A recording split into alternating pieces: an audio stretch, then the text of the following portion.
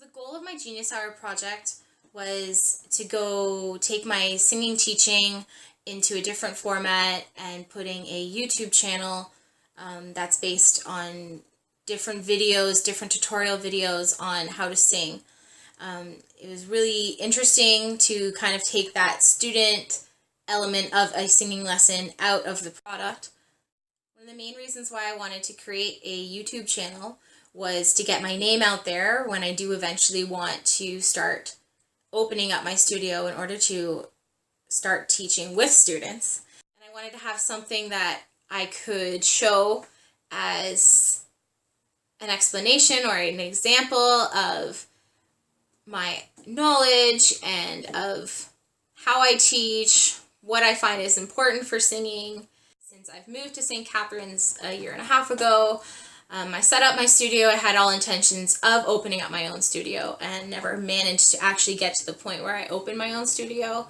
Between work and wedding planning and then starting teachers college, I just haven't had a moment to really get myself organized. So I feel like creating that YouTube forum to get back into teaching was really a big push for me, just to get back into the teaching practice, as well as force myself to actually practice and sing and get back into that. And lastly, it was to get me out of my comfort zone. But when I took that student element out and didn't have any feedback, it was really interesting to try to just teach my tablet on how to sing without having a structure or nodding or a confused face in order to say where I needed to further explain myself. So I really just wanted to get myself out of my comfort zone, take myself out of the traditional teaching setting, and try to go digital. So what better way of doing like a webinar or a little tutorial online. When I was teaching, I almost always wanted to record a little like mini lesson so those kids could come home or go home and watch my lesson if they weren't recording it themselves. That way I knew that they were getting what I really wanted them to specifically to focus on. So this was a good practice for me to set up. So one of the first few things I did was to research on what makes a good YouTube channel, and I found out that it's constantly making updates like weekly or putting new videos up constantly, just keeping that momentum going. So that's one of the key things that I'm going to aspire to continue to do when I make my channel. One suggestion too I read was to, at the end of the video, say next video or check out this video that was related to something that you were teaching about or that was related to what that video was, kind of to promote a string of videos just to get them to stay and maybe to subscribe. Because once I had my studio figured out, then I had to figure out how I was going to do my recording.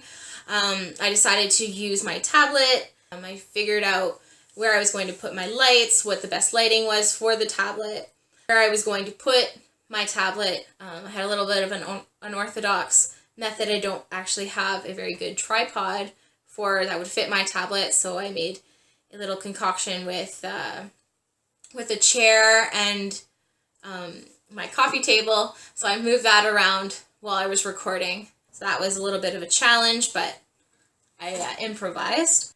I decided to use Windows Movie Maker for my editing. It's simple, quick, it's free.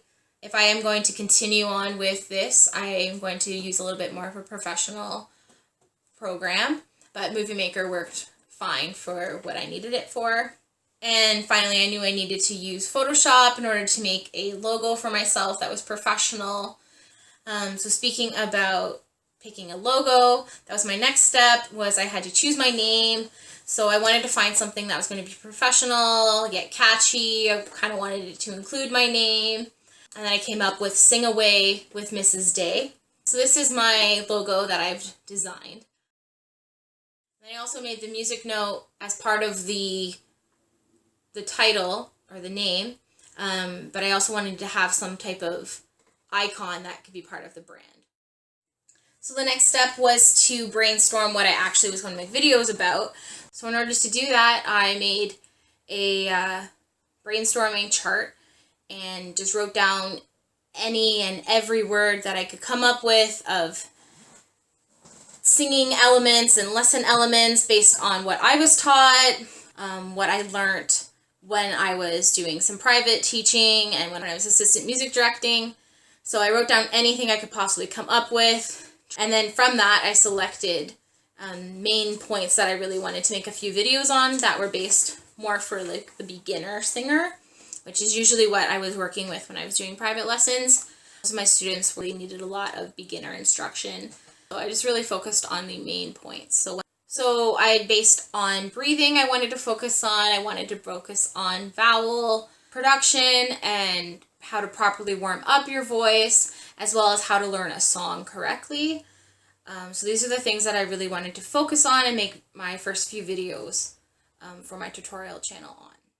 So what I did was I just would write down everything that I knew about that topic and tips and tricks that I learned, as many different ways of explaining it that I could come up with, and then I did some research as well based on that, just to make sure that I was properly giving out the information, as well as if there was any other tips or tricks that I might not have come across. I also included those into my tutorial and into my list of what I wanted to cover, and then I organized that based on how it went together and what the best possible sequence of putting that together would be. And then I decided what song I was going to use as my example for teaching a song. I selected which exercises I really wanted to focus on, which vowels I was going to spend more time explaining. Once I had my lessons plans worked out, I then went to the recording stage. So I spent about 2 days recording. The first day was a little awkward and I had a lot of mistakes that I looked out, or I was forgetting some stuff. I needed to do a little bit of a revisitation to where I wanted to go with my lesson plan and just organize it a little bit better. So I did a lot more of my actual recording on the second day. And last but not least, it was uploading it onto my YouTube channel. I made sure that I had a nice, clean, easy profile, added my logo into the channel header, and then for each of my videos, I made sure that they had really good titles that really explain what I was trying to bring across for each one of my tutorials, as well as had a nice description and added a link to my blog. I do want to make my blog have a musical education page, or add all these tutorial videos towards that blog, so other educators who might be teaching a choir have all these resources to really reinforce proper singing in their classrooms. So this whole process of taking the singing lessons digitally and eliminating the student was definitely out of my comfort zone, but I do feel a little bit more confident now in how I'm going to teach students. I feel like I have a little bit more of a understanding of why I sing the way that I sing and why I was taught the way I was taught. So I didn't have the feedback that I'm so used to having when I'm teaching, was I think a little bit crucial in order to build up my confidence. It also made me reflect on how nice it is to have that feedback aspect in a private lesson, and how crucial it is to break down parts of a lesson, and how important it is to have a structure and to have a thorough understanding of each element. And one thing I found when I was making my lessons was that it was really difficult to really pin down a certain element without talking about another element that I would need to explain, because everything with singing is so encompassed in itself. It's not just, oh, step-by-step process. You have to work on this because it will help with this, but this also helps with that. And you need to have a thorough understanding of all of the different elements in order to properly sing. So it was a really interesting way to break down each element of singing and how I might teach that in a lesson and how I might not teach every different way of trying to get them to feel that sound or feel that certain breathing or get them to sing a certain way. But it was nice for me to have all those resources in one place. And I think that will be really good too if I know like one of my students is struggling with a certain element, then I can get them to just watch this video that I made just to focus on that one element. So I feel like that's going to be a good benefit, and was interesting for me to learn how to plan a lesson plan if I wanted to specifically focus on one part of it. So with that being said, this really emphasizes well the importance of having a prepared lesson plan, or at least an idea and thorough understanding of the topic that you're teaching. And I think I'm going to continue doing these videos even when I do open my own studio, because not only does it help me improve on my teaching, but I think it's also a great resource for my students in order to review lesson, or I can tell them to work on a certain exercise, or get them to, instead of explaining something in depth, I can give them the video that they can watch as homework or as part of their practice. This way too, I'll make sure that they're looking at specific exercises that I want them to work on for a certain song. I feel like it's a really good resource for students.